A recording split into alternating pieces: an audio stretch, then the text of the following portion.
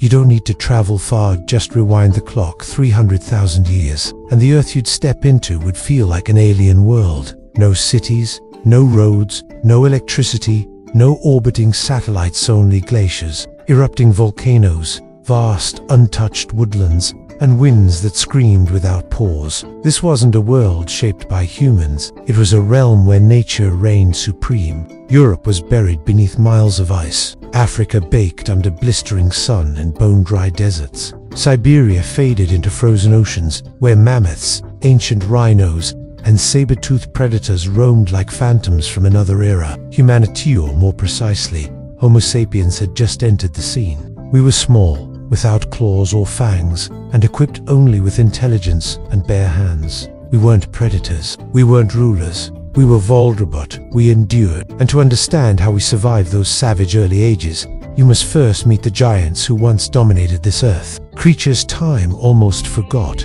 In Part 2, Pelorovus, the towering cattle of ancient Africa. Wander through the African grasslands today and you'll see zebras, gazelle, and wild buffalo. But 200 millennia ago, a beast towered over them, all heavier than a ton. With horns like twin blades forged by nature, Pelorovus wasn't the ancestor of any modern cattle. It belonged to a lost lineage, older, stronger, and forged to weather a brutal ancient world. Standing nearly 2 meters tall and outweighing modern bulls by double, Pelorovus wielded horns that stretched 2 meters outward, sweeping wide like ceremonial weapons of some forgotten deity. Even lions kept their distance when it strode across the plains. On Saharan stones, early Homo sapiens drew Pelorovus in red ochre and black ash, not just to record, but perhaps to remember, to fear, or to plead. Because when humans still huddled beneath trees, Pelorovus walked like a god. Part 3. Macrauchenia, the camel elephant chimera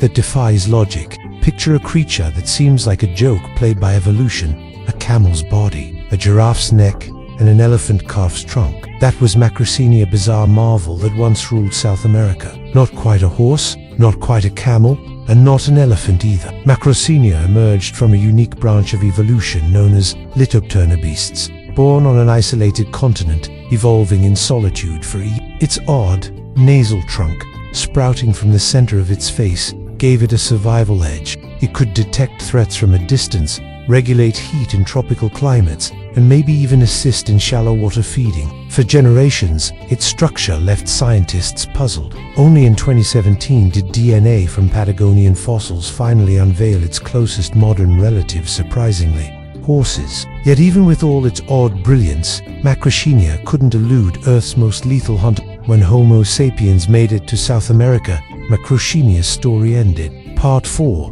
Nothrotheriops, the massive sloth of North America. Today's sloths are icons of sleepy calm. It was something far more regal in the truest sense. Nothrotheriops, the massive ground sloth, stood taller than 2 meters and once wandered through the arid regions now known as Arizona and Nevada. It didn't dangle from treetops or munch on woodland foliage. It trudged across rocky basins, consuming yucca cactus and even the sharp blades of a We don't rely on speculation to know this hour. Evidence comes from ancient Within Rampart Cave, nestled in the Grand Canyon, researchers unearthed coprolites, fossilized feces rich with preserved plant fragments. This wasn't a lazy browser, it was a tenacious desert survivor. Yet the most astonishing detail about Nothrotheriops isn't its diet, but its timeline. Some of those coprolite samples date back only 11,000 years, meaning this behemoth shared the land with the earliest human settlers of the Americas. No fiery asteroid, no erupting volcano, just the rise of organized hunters wielding stone-tipped weapons, and that proved fatal. Extinction doesn't always arrive in a blaze. Sometimes it comes with slow footsteps in the wrong direction. Part 5. Sivatherium, the deer crowned like a deity. Long before lions, elephants, or buffalo dominated the plains, Sivatherium reigned not through ferocity or swiftness, but with an aura so majestic it inspired awe. Towering over 3 meters and weighing a ton, it bore 2 sets of horns, one tall and upright like a giraffe's, the other curled with might like a moose's crest. It resembled a vision carved into temple wall sand in ancient India. It was known as the Beast of Shiva. This animal embodied both destruction and rebirth. Sivatherium roamed dry woodlands stretching from northern Africa to the Indian subcontinent, grazing on tree foliage, supple branches, and coarse grasses. Revered yet practical, it eventually disappeared. No dramatic clash, no heroic finale, only quiet vanishing. What endures are sculptures in stone, sacred images in shrines, and perhaps a faint echo in the DNA of modern giraffes. We lost the wild god, and now all we have is the reverence left behind. Part 6. Gigantopithecus ether forests. Colossal phantom. In the ancient jungles of Southeast Asia, there moved a being twice a human's height and half a ton in weight. It was Gigantopithecus, Earth's largest ape. No full skeleton has ever been found, just fossilized molars and jaw pieces yet. These alone outline a titan that thrived on bamboo, chewed fibrous roots, and lived like a reclusive monk, built of strength and serenity. It wasn't hunted. It left no signs of predation. Gigantopithecus was not a menace. It was the final peaceful giant in the ape lineage, but myths rarely show mercy. People called it Yeti, Bigfoot. They feared it because the unknown is scariest when it looms, silent and vast. As the woodlands disappeared and Homo erectus moved across the terrain, Gigantopithecus didn't resist. It quietly faded into the dark and never reappeared. A chapter closed not with fury or violence, but with the deep silence of a being that survived without ever needing to dominate. Section V. Titan, the towering bird that never took flight long before ostriches, before mankind ever touched the island's shores. Titan embodied Madagascar itself, over 3 meters high and nearly a metric ton. It was the heaviest bird to ever roam the earth. No wings, no claws, no teeth, it needed none. Its sheer size was its shield. Stone-thick legs carried its bulk. Its head was small, its neck broad. Each stride resounded like a heartbeat across the savannah. No beast dared face it. None were large enough to try. Never chased prey. It thrived on plants, berries, and seeds, a peaceful giant drifting through meadows like a god of the green. Then people arrived. They weren't taller, but they had fire, tricks, and hunger. Within mere centuries, the great bird disappeared not from weakness, but from never knowing the danger it faced. A new hunter had come, upright in thinking, driven by cleverness and an aching belly. Chapter 8. Homotherium, the saber-toothed built for the whole globe. When people picture saber cats, they often recall Smilodon, the ambush killer with sword-like fangs. But Smilodon struck alone. Homotherium was a strategic predator, swift, bright, and deadly in groups. Its fangs were shorter and sturdier, not for piercing, but to slice the windpipe cleanly. A single swipe sufficed, no need for force, just lethal control. Homotherium wasn't tied to one land. Remains have turned up from the cold lands of Alaska to the baked dunes of Africa, across Europe and Asia alike. What made it so fearsome? It worked together like wolves, unlike cats. In scattered caverns, fragments tell of one grim meeting. Homo erectus with fire and sharpened tools, and Homotherium with teamwork and slicing fangs. Who survived? It's unclear. Only this is known: Homotherium vanished, and Homo erectus carried the story forward. Chapter 9. Metrodiocaris, the tusked beast with blades on its face. Don't be fooled by pig. Metrodiocaris wasn't barnyard swine. It wasn't just another wild boar either. It was forged by fire, a creature tempered by Africa's burning fields, a juggernaut of the sun-cracked plains in its ravaged scrub, wielding 2 pairs of tusks curved like scimitars, rising skyward like a bone-carved warning. And those tusks, not decoration.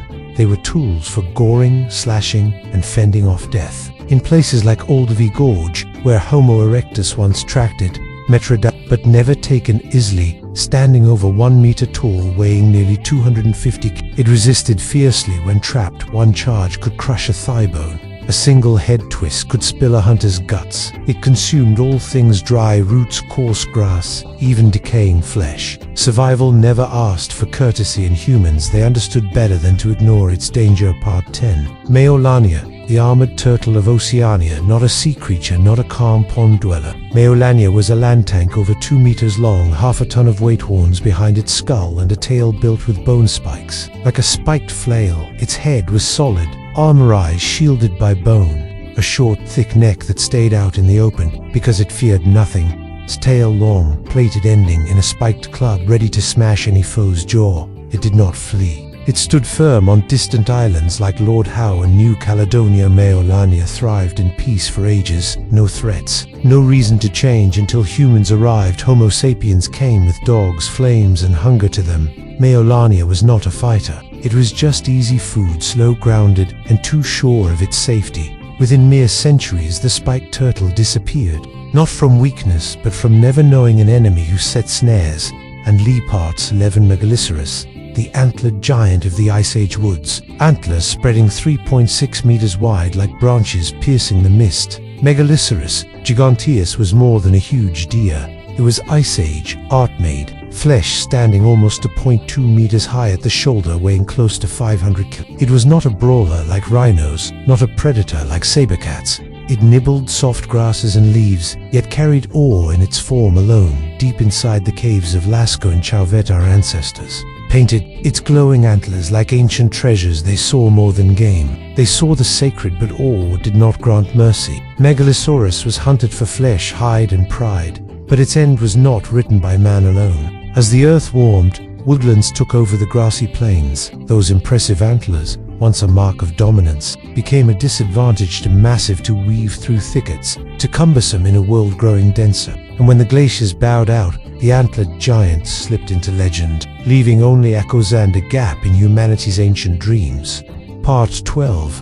Aurochs, the original cattle, etched in stone. Before dairy herds, before yoked oxen furrowed fields, before settlements and farming, there lived the Aurochs boss, Primigenius, a towering black beast roaming the primeval grasslands of Europe, weighing more than a ton, standing 2 meters tall, with horns as long and deadly as warnings scratched into bone. It was never tamed to no fences, no halters, only wilderness and primal instinct. The Aurochs was the summit of wild bovines, forebear of every modern cow, yet far more powerful, more aggressive, more unstoppable. In the caves of Lascaux, it wasn't merely drawn.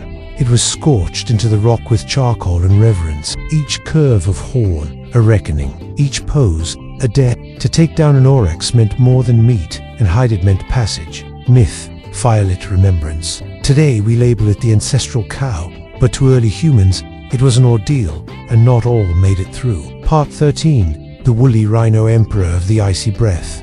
It made no growls, it claimed no kills. Koaladunta antiquitatis, the woolly rhinoceros, moved in quiet solitude across frozen plains, like a snowborn deity molded by wind and epoch, tipping the scales at 3 tons and stretching 4 meters long, its body wrapped in triple-layered fur, one layer, even greasy to deflect wetness. Its snout, broad and shovel-like, wasn't for gasping but for sweeping snow to reveal buried plants, a being built for Ice Age survival, unhurried, undeterred, weathering ages that broke lesser creatures. They roamed in familial groups like today's elephants, journeying hundreds of kilometers in sync with thawing seasons. But what sealed their place in memory was how humans saw them. In the Chauvet cave, they appear in charcoal, but revered as if drawn from bedrock itself, slow, bowed, and unmoving as cliffs. And then, silence, not slain by spears, not erased by conflict, but lost when the frost receded and the meadows never returned. Part 14. Panthera leophosolis, the unseen monarch. Long before the lions of the African savanna, there prowled a larger, bulkier, quieter kind. Panthera leophosolis, the earliest true lion. It stalked Europe over 600,000 years ago, nearly 1.5 meters tall, its frame extending past 3.5 meters with tail, more massive than any lion since. Yet unlike its modern pride-dwelling kin, this one hunted alone. No roaring, no social rituals, no show of might, just solitary precision. Its prey, mammoth calves, immense deer, and wild oxen from another age, one pounce, one Homo heidelbergensis once walked those same terrains. They may have battled, they may have trembled, they may have etched it with charcoal across cave walls, a memory so grand it spoke without sound. Panthera leophosolis vanished, not as a failure, but with grace. It withdrew in silence, yielding its throne to roaring heirs. Art 15. Elephus Antiquus, giant of the emerald canopy. Long before Indian forests saw Asian elephants, long before the African plains had their rulers, Europe claimed its own giant Elephus and towering at nearly 4 meters, tipping the scales at 13 tons. It roamed warm, damp forests, stretching from Iberia to the Caucasus. Not a fighter, but a peaceful nomad of the verdant realm. Near its remains, archaeologists uncovered more than tools they've had. Some skeletons lay intentionally arranged, ashes nearby, and soil methodically pressed. These were not mere hunting zones perhaps, they were sanctuaries. To Homo heidelbergensis, Elephus may have been more than quarry, perhaps divine, a forest deity, the living spirit of a realm far vaster than human dreams. And when Elephus Antiquus vanished, it marked not just an end, but the dimming of a sacred era when humankind still bowed to wilderness. Art 16, humanity the unnamed. Before borders, before dialects, before written memory, we existed not as nor mythic hunters, but as slight beings, roaming beneath colossal beasts, long gone, and predators still hunting. Homo sapiens, born from fright, kept going by memory slower than saber-tooths, smaller than mammoths, weaker than Neanderthals, but set apart, because we envisioned distant lands, missing kin, spirits within fire's glow. And through those visions, we marked cave walls, spun myths, and gave names to things yet unknown. At Jebel Irhoud, in Morocco, where the oldest Homo sapiens remains were found, that first person built no city, but left behind something greater than knowledge of self, something no other species ever claimed. We arrived last, yet we recall the most. Today we dwell among algorithms, satellites, and feeds, but buried within us lies something untamed, wordless, a forest-born instinct, a flicker of firelight, a whisper from before, when ancestors shook in the dark and still carved stories into stone. If your heart has ever pounded in silent woods, or your skin chilled at cave art's touch, then you hold the memory of those forgotten, the first dreamers beneath the stars. Subscribe now to this channel to rediscover who we truly are, a tale not printed in books, but inked in ash and marrow. Because if we stay silent, no one will know we were ever here.